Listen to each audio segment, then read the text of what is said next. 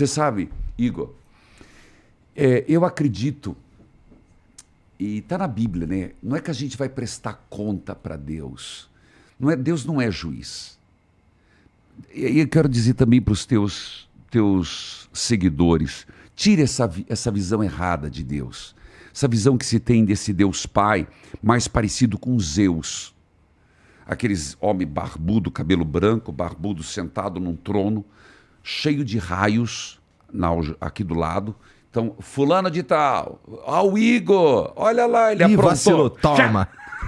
O rapaz lá que tentou acertar a cruz. Não vou esquecer dessa, igual. Esse não é o Deus. Deus não é um contabilista de pecados. Esse Deus é um Deus muito maior. Né? Tanto que a gente não vai ver a face de Deus. A gente fala, vou ver a face de Deus. Não, você vai ver a face de Jesus. Deus, você não tem cara. Mas esse Deus é compaixão. Esse Deus cristão que Jesus mostrou é misericórdia.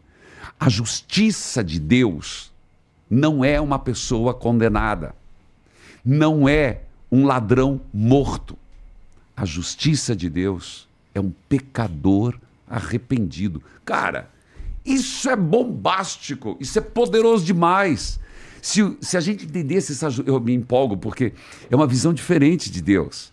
Deus não quer que o cara se perca. O cara tá lá na droga, tá no crack, tá um zumbi. Ele falou ressuscitar os mortos. O que Deus quer? Que aquele homem se levante. Então Deus não quer que a pessoa não quer punir. Ele não quer ninguém pro inferno. Ele quer todo mundo no céu. Ele é pai, caramba. Qual pai que quer um filho no inferno? Isso não é pai. E o que é... Como é que tu define... Definir talvez não seja a melhor palavra, mas o que é Deus, Reginaldo? Ó, tem gente que quando pensa em Deus, a primeira coisa que vem é algo parecido com Zeus. Zeus. Né? É um cara barbudo, tudo aí mais. Jesus Cristo seria o Thor. Imagina.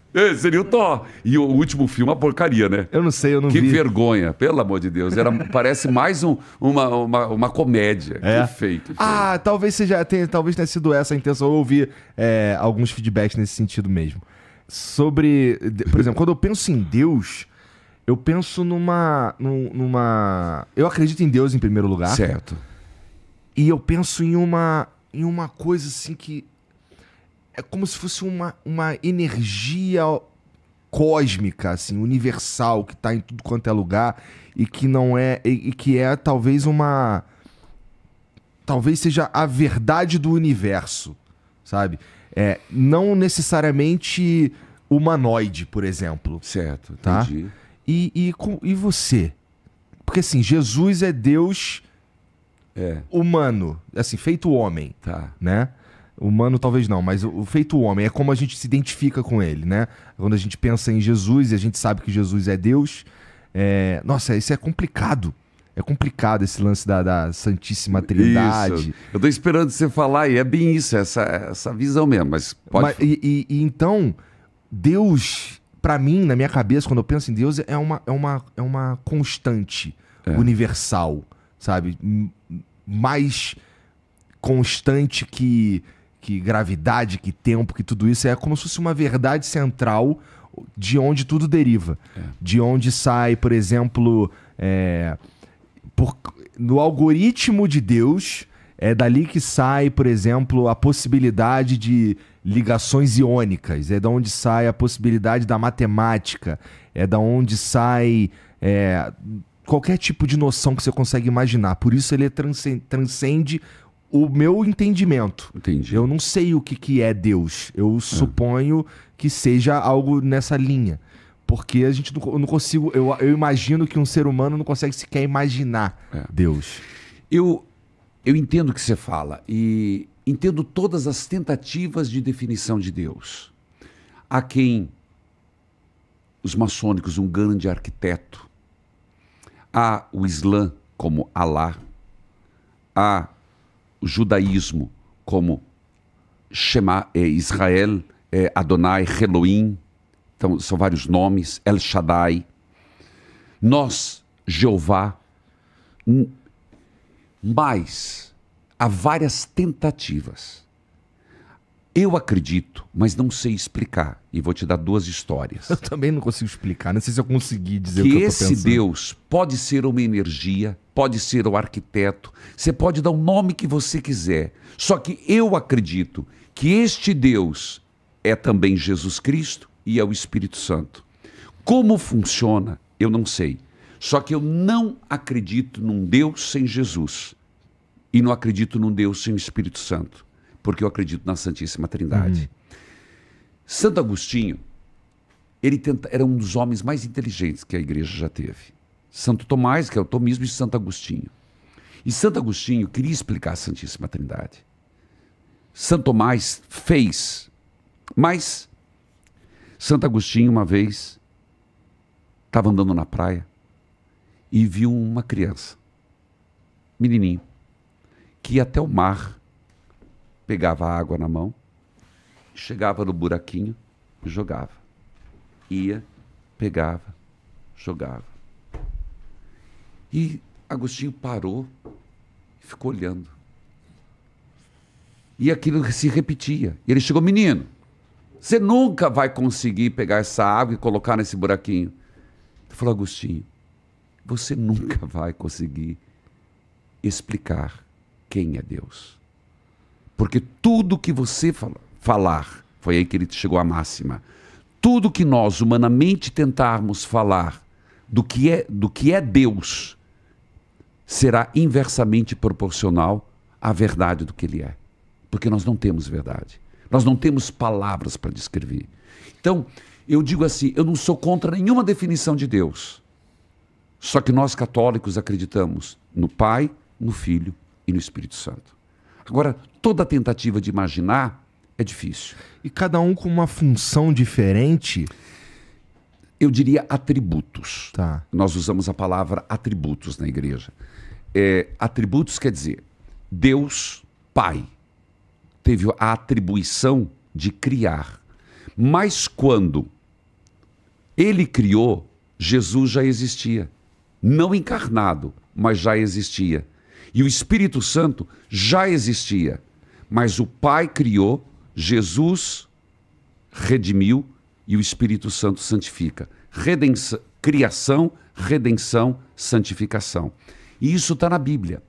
Tanto que, quando você pega em Gênesis, tem lá uma palavra que diz assim: nós fizemos. O Espírito pairava e nós fizemos. Teologicamente, na teologia bíblica, e aqui aprendendo com quem estuda exegese, eu não sou exegeta, mas leio muito, esse nós não é majestático. Ele já é a definição da Trindade Santa. Então, é um mistério para nós, mas é perceptível pela ação. Criação, redenção e santificação. Jesus na teologia e tudo mais, na doutrina católica, Jesus ele só veio aqui uma vez? Na Bíblia, sim, só uma vez. Ele voltará para julgar os vivos e os mortos. Então, houve a primeira vinda. A primeira vinda foi em Bethlehem, Belém, quando ele nasceu, da Virgem Maria de São José. Passou 30 anos, não vamos discutir se é 30, 33, tá? Que seja, 30 anos, morreu com 33 anos, morreu, ressuscitou, voltou para o Pai e voltará para a conclusão da obra, o juízo final. Tem o juízo final? Tem. Então ele voltará para concluir a obra do Pai. Será terrível o juízo final? Não, será maravilhoso. É que nós temos uma ideia, a nossa ideia de morte é muito assustadora, né? Morte nos assusta. Todo mundo tem medo da morte. Tem mesmo. Rapaz, quero não. Se eu pudesse segurar mais um pouquinho, aguenta lá. É que lidar com a finitude é difícil. Por que o diagnóstico do câncer, quando uma pessoa pega, ela treme na base? Por quê? Porque por mais que ela sabe do fim, o diagnóstico parece uma sentença de morte. Sim, quando você tem um diagnóstico como esse, você meio que tem os seus dias contados. Entendeu? Todos nós temos. A gente protela muito esse pensamento. Mas não saber quando você vai morrer é diferente de saber quando você vai morrer. Todo ser humano tem dificuldade de lidar com a finitude. Então, Porque isso faz com que a morte pareça uma coisa horrenda. Como se fosse o final de um ciclo. Fosse um ponto final da minha história. E, de novo, citando Santo Agostinho, é apenas um outro lado do caminho. É uma continuidade. É uma continuidade. Na verdade... Nossa, eu tenho um pouco de inveja de vocês, porque, assim... Eu não acredito, meu pai, minha mãe, eles estão lá no céu. E eu gosto de pensar, pode acreditar que eu estou te dizendo, quando você pensar numa pessoa que morreu, até breve, a gente vai se encontrar. Vai ser legal. Vai ser feliz. Você falou dos 10 mandamentos, do 6º mandamento, que a galera dá muita atenção e tal. E tem também, cara, lá no Novo Testamento, um mandamento que saiu diretamente da boca de Jesus, que eu diria que é meio onde dá pra basear. Eu baseio a minha vida. Tá. Que é, amo os outros aí, cara. Ele não falou exatamente isso, né? Acho que não. Então, mas ele falou, cara, ama o próximo como você ama você mesmo. Ama o próximo mesmo, é verdade. Se você ama o próximo como você ama você mesmo, essa é a maneira de você seguir os mandamentos, de uma forma geral. Não é? Talvez, eu vou usar a palavra substitui. Talvez substitua os outros mandamentos do ponto de vista que, se eu te amo como eu me amo, nossa, eu não vou cobiçar tua mulher, eu não vou te matar, eu não vou levantar falso testemunho, eu não vou fazer nada disso. Então, assim, na Igreja Católica, os 10 mandamentos, se colocar de um lado os 10 mandamentos e isso que Jesus falou, eles se sobrepõem, eles se separam. Entendi. Como é que tu enxerga isso? A sua exegese foi maravilhosa, a tua interpretação fantástica. Só que você tem que entender, e é bem isso mesmo. Existem os 10 mandamentos que são mosaicos de Moisés, Êxodo capítulo 21. Em torno dos 10 mandamentos, surgiram muitos preceitos. O judeu, de modo geral, ele tinha mais de 600 preceitos menores, mas que ele tinha que levar a sério. Então, 10 mandamentos, 600 e poucos preceitos. Por exemplo, a forma de lavar o copo, a forma de fazer ablusão. Ele tinha que... então, de manhã, ele tinha que proclamar Shema Israel, Shema Adonai, Elohim Adonai. E tinha outros preceitos. Eles chegaram para Jesus, que era o novo rabino, o novo mestre, rabino, e queriam pegar Jesus numa contradição. Eles já tinham claro, no Antigo Testamento Levítico, que o maior de todos... Se perguntar para um judeu hoje, de novo, eu já fui 12 vezes à Terra, eu não conto isso por número, eu amo a Terra Santa. A cultura judaica é fundamental para entender o cristianismo. Se você perguntar para o judeu hoje, qual o maior mandamento? Amar a Deus sobre todas as coisas. Então, quando Jesus respondeu isso, não havia muita novidade. Eles perguntaram, qual que é o maior mandamento? Os 10, os 600 e pouco? Qual? Jesus resumiu em 2. Amar a Deus, ótimo. Ao próximo, perfeito. Levítico. Ele acrescentou essa parte, como a si mesmo. Então, esse como a si mesmo não é egoísta, quer dizer, aquilo que se interpretou. Se eu me amo, e aí que está o problema, a pessoa não se ama, ela é escrava dos seus desejos, ela é escrava das suas paixões, ela é escrava das suas limitações. Então eu transfiro aquilo que eu não vivo no outro.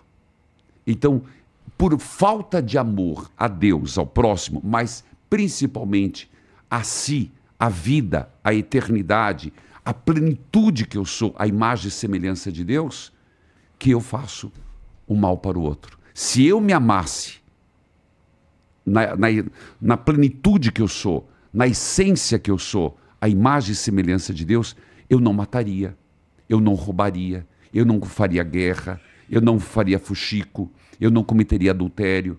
Então, exatamente a tua lei está certa. Depois, Jesus vai dizer, tudo se resume no amor. Se você perguntar, o cristianismo, ele era, não sei se você sabe, no início do cristianismo, ele era ridicularizado.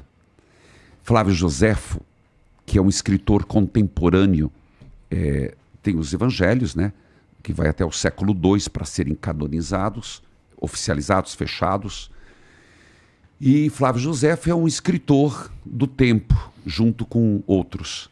E eles diziam um grupinho que segue um tal de Cristo, que não era Cristo, que dizem que se amam, mas isso aí não vai dar em nada. Eles só pregam amor. Caramba, olha isso. E a gente esquece que o principal é o amor. Hoje, por exemplo, o que mais está faltando na humanidade é o amor. Com certeza. É o amor. Se você ver a guerra... E não do jeito sexual da coisa. Isso está demais, né? Então, esse tá demais. Tá tanto que estão até broxando, né? Será que é amor mesmo que se prega quando a gente está falando, quando a gente está usando, por exemplo... Ágape, a palavra seria amor ágape. Amor, porque usando o conceito grego, precisa. Existem níveis de amor. Existe o amor eros, que é o amor que vem...